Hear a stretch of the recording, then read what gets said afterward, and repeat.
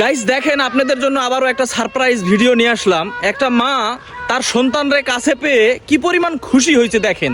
তো ভাইটা কি করছে, কাউকে না জানিয়েই বিদেশ থেকে বাড়িতে চলে গেছে মাকে সারপ্রাইজ দেওয়ার জন্য।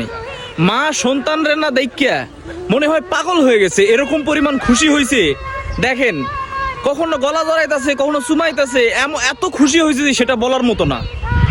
এই মুহূর্তটাতে কি কতটা আনন্দের হতে পারে এটা মানে বলে বোঝানো যাবে না। আমার মনে হয় আমরা যারা প্রবাসী আছি মাঝে মধ্যে আমাদেরকে এরকম মাকে সারপ্রাইজ দেওয়া উচিত, কাউকে না জানিয়েই বাড়িতে ফেরা উচিত, যেন মা একটু খুশি হয়। এত পরিমাণ খুশি তো কখনো মাকে করা সম্ভব না। তো সারপ্রাইজিং দিয়ে মাকে একটু খুশি করা উচিত আমার মনে হয়।